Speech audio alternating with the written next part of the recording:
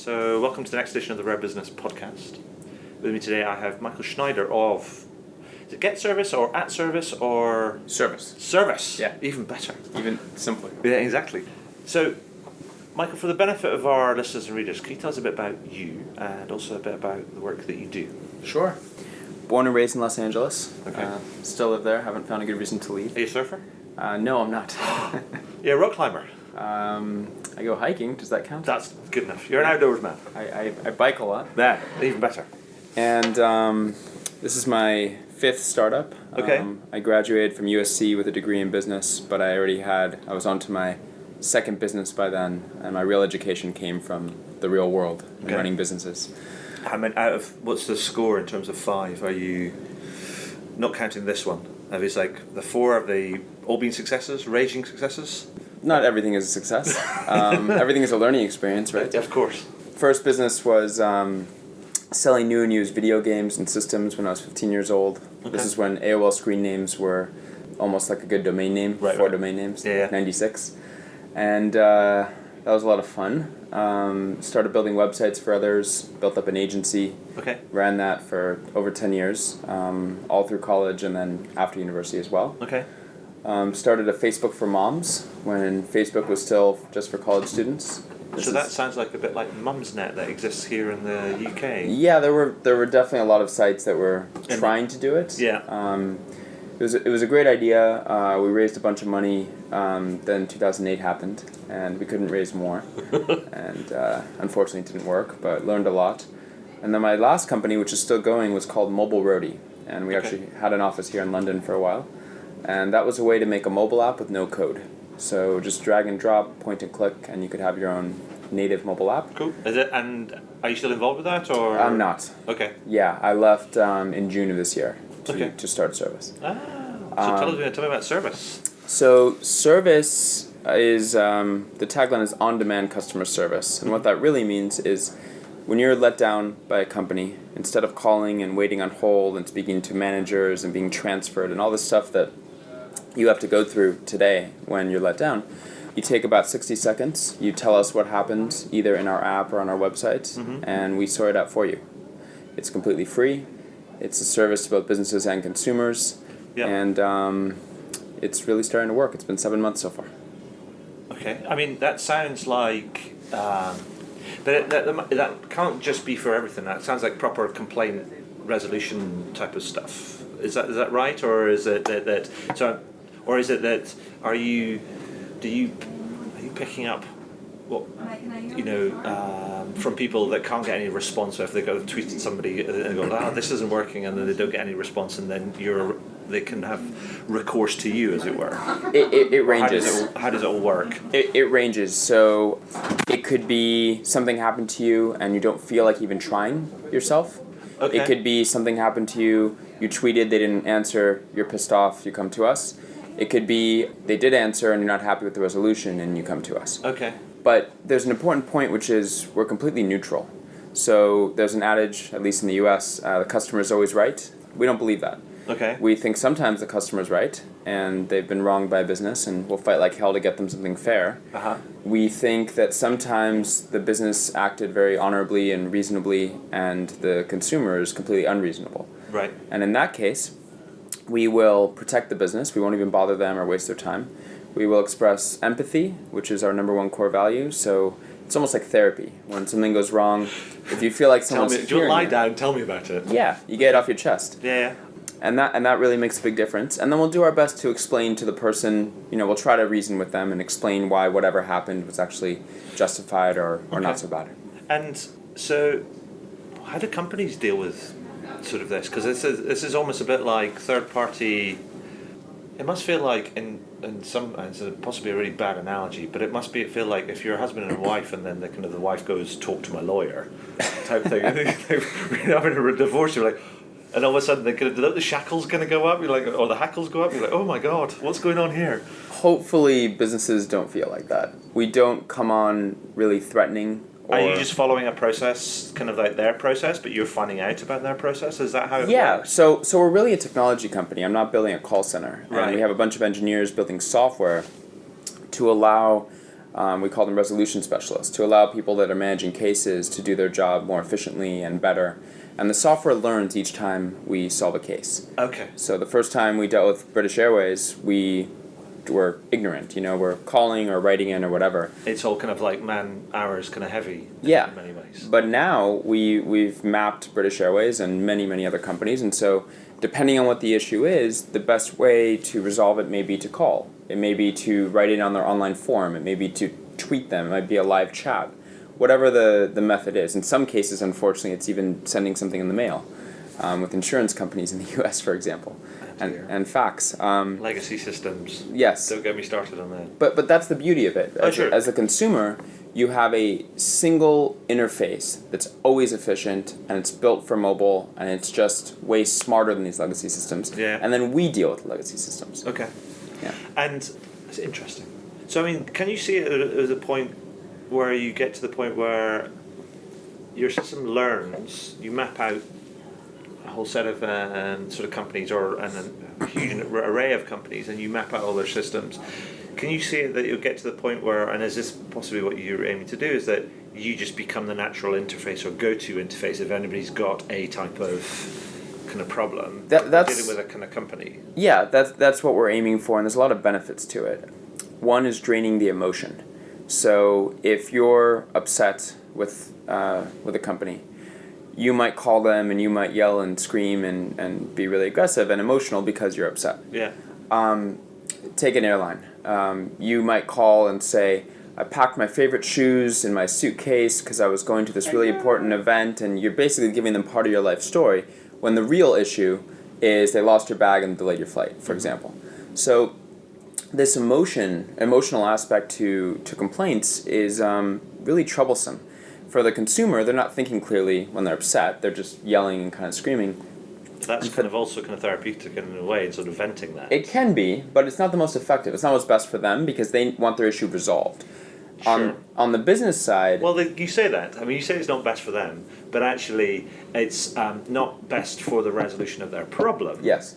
So rationally, it's not best for them in Correct. terms of resolution of their problem, but it doesn't mean to say it's not best for them in terms of venting their emotional. If you want to vent, feel free. We're not going to tell the world not to get upset and not to vent. Sure. But you're right. It's not best for the resolution of their problem. And on the business's end, imagine if you're working in a call center, it's miserable. Oh, yeah, no, sure. It makes your life miserable, and it makes it harder for the business to do their job in understanding what really happened, and how can we really resolve this. Okay. So what our interface does is it drains that emotion. When someone comes to us, they're not mad at us because we didn't do anything to them. In fact, we're trying to help. Yeah. And when we go to the business, we're not mad at the business because the business didn't do anything to us. So ultimately, is that kind of where because I know it's for free right now, and it's free to businesses. Well, the businesses don't really have any choice because...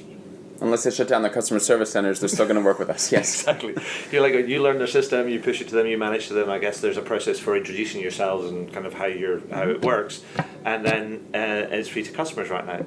So is the end game, I mean, there has to be a monetization end game strategy. And is it that you build a kind of technology that allows... Well, it kind of proves the ROI for kind of firms in that if you can reduce agent attrition and make it kind of more efficient and more effective to resolve things, because you've got that buffer, then you can. There's value in that. I think there's a lot of value in it. In terms of subscriptions or kind of whatever. Yeah, if we can leave it free for consumers, that's my preference. Yeah. There's a lot of value we're providing to businesses in terms of protecting their brand and efficiencies, getting to the point, not being emotional. I think we'll get to the point where we can actually resolve cases for a lot less money than they're spending today to resolve the same case. Dude, if you can reduce agent churn even a little bit, you'll be saving a lot of people, a lot of money, and a lot of time and effort. Yeah, so, I agree. Yeah, no, that's cool. So, give me a couple of other examples of it, so make it sort of more sort of real, because I know that you, you're going gangbusters in the States. And here too. And here too. Starting to do really well in the UK. And you guys like to complain. We're sort of slightly passive aggressive with that. We don't necessarily do it very well in public, but we're world champions at it, kind of in private. Behind the scenes. Behind the scenes. Yeah, and by the way, that is the most dangerous thing for brands. They so it's probably the same in the UK, but in the US, most people don't complain. They don't think it's worth their time. They don't think they're going to get anything out of it. So they don't complain when something goes wrong. Sure. But here's the problem. They go home, let's say it's an airline again. They go home to their friends and family and they're at dinner. Oh my God, United Airlines screwed me and they did this and they did that. It's the worst. Have you heard of the complaints iceberg? No, I haven't. Old piece of research that was done by a company called TARP, US company, now called CX Act, I think, who may subsequently have been acquired by Oracle, I think, who seem to be gobbling up all sorts of different companies in the space. And there's the TARP research showed that there's this iceberg when it said if you take 25 customers, let's say, or 25 complaints, potential complaints, one will make a formal complaint, and then 24 won't make a formal complaint, but it'll cascade down into a whole bunch of people, and then they'll tell a whole bunch of other people, and so on and so forth. So for actually one visible complaint, you end up with about 1,500 plus people that hear about it. Yeah, and that is so dangerous and expensive for companies. What? Yeah, it's terrible, and I think, let's say in the 60s when call centers were first designed and push 1 for this and 2 for that, a lot of businesses are still operating under that model, and a lot of it was set up to discourage people from complaining and make it as hard as possible. With the advent of social media, all of a sudden that backfired. Yeah, and people know where to chuck the tomatoes. Yeah, exactly. And then all of a sudden, businesses are having to staff up their social media departments because people are trying to change their flights on Twitter. And it's very difficult for these older school companies to adapt and impress in the modern world. So give me a couple of other examples. I know you talked about flights and things, but just sort of walk me through the kind of the process and kind of how it's kind of worked for not necessarily. I hate the expression use cases, but like real people examples, as it were. So our top 3 categories are travel, telecommunications, and retail. Okay. Within travel, flight issues make up the lion's share, delays, cancellations, bags, you name it. Yeah. Also a lot of hotels, car rentals, some cruise stuff, that kind of stuff. Telecommunications is mobile phone providers, cable and satellite at home, all sorts of issues. The main one seems to be my bill went up 50% and I don't know why, kind of stuff. But there's other issues there too. And then retail can be anything from an Amazon.com package not arriving when it should, to we had a lot over Christmas. I was promised that Home Depot would get me this thing by Christmas and it didn't show up, and now I can't give the gift. Yeah. To price matches or broken products or you name it. Okay. And so given that it's gone, so how many to date? We're sort of mid-January, 2016. Since you started in the summer, it's like, what sort of numbers of complaints kind of resolved are we talking about kind of right now? I mean. Yeah. So we've resolved over 6,000 complaints so far. Okay. And the number's increasing a lot. So here's a $64 million kind of question. Okay. It's a lot of money. Yes.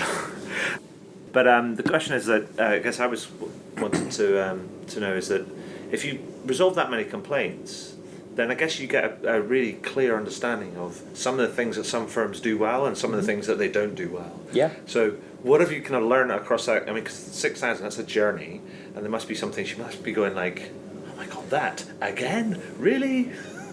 So I don't know if I want to name specific names. Don't name any brands. But I can tell you, I'll give you an example in the U.S. in airlines.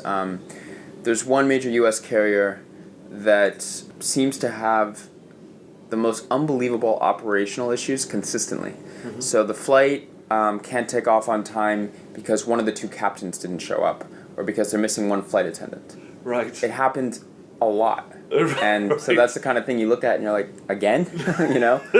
There's something obviously broken with that. Yeah. But this carrier is also one of the most generous when things go wrong. And so when they resolve things, they make it really right, because I think they know that they're struggling operationally. There's another major carrier. I'm pretty sure I can guess who that might be. Maybe you can. Maybe we can. We're not going to. I'm not going to name the name. No. And then there's another major U.S. carrier that is much better operationally, but also much stingier when things go wrong. Yeah. So I think it's super interesting, the idea that when you look on TripAdvisor or Yelp or any online rating site when you're considering going to a restaurant or staying in a hotel or whatever, you're seeing things like, let's say a restaurant, is it expensive or not, and dishes and stuff like that.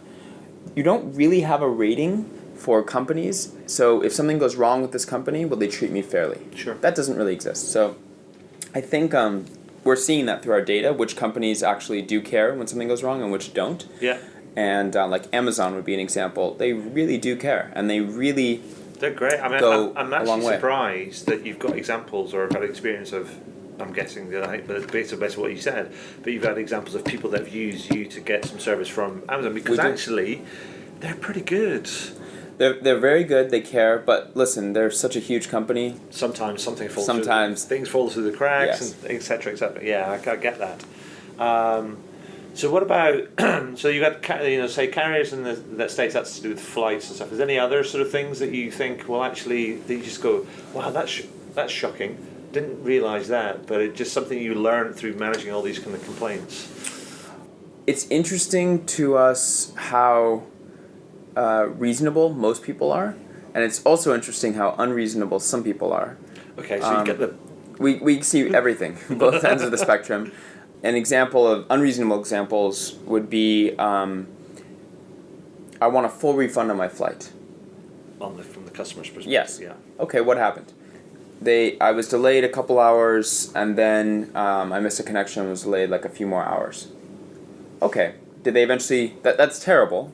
I'm sorry. Yeah. Did they eventually get you there? Yes. And did they get you home? Yes. But you want a full refund? Yes. And you look at that, and we get a lot, and we look at that, and these are the types of customers that are dangerous for businesses and expensive, and also For sure. not reasonable. That person could go on a tweet storm that hurts the airline, Yeah. and it's not the airline's fault. Now, we get that same case where someone says, I'd like something. I don't care what it is, I just want to feel like they care. That's reasonable. Or they acknowledge kind of that they've had a problem, and that sometimes that can be enough for... A lot of times it can be enough, and that's another thing we've learned.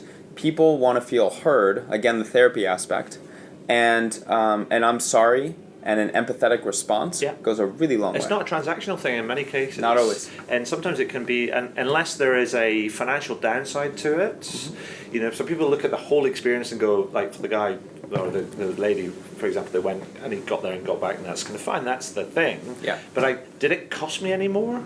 Did it, did it inconvenience me in a way that cost me sort of like money or time, or there was a if you like, a displacement effect of some sort? And if the answer is no, then and many times some people are just going to go, actually, I just want you to acknowledge that actually you made a mistake and it had potentially had an impact, and if you do give me something, that'd be quite nice, but it's not required. Yep. I just want you to show up and be human in many ways. Yes. Yeah, that's completely true. And there's a huge correlation between the amount of time it takes for the brand to apologize and express empathy and the amount that the consumer wants to feel okay. Yeah. Huge correlation. So it's like if the time to resolution takes longer, the financial ticket goes up. Yeah, it does. Well, that makes sense. So that's exciting. I like it. I like the interesting side of things. I mean, and I can see now that we've kind of talked about it, I can see how one that could be a benefit for consumers, but also I can see where the benefit for businesses can be as well. Because it's it's as much as that it's a natural thing. Conflict resolution. It's not an easy thing to deal with. Mm-hmm. Whatever walk of life, and anybody that can, and if you can be that interface and make that sort of slightly easier, but do it in a very straightforward but non-emotional sort of way, and get things resolved and help people track things, and I see that how that'd be of kind of benefit. So, is there anything that you think we've missed off that you'd like to tell us about service? I mean, is that the laser focus for you guys? Is just like, we are going to solve these problems and that's all we're ever going to do? Yeah, the laser focus for customer service is to solve the experience on both sides. We think it's really broken. We think consumers get too frustrated and too angry and don't have a great way to express it or get resolution, and we think businesses sometimes get a bad rap for not being quick enough or empathetic enough. And in the case of customer service, there's actually a lot of benefit to having a neutral third party that's calm and efficient and collected, that can Can people kind of track their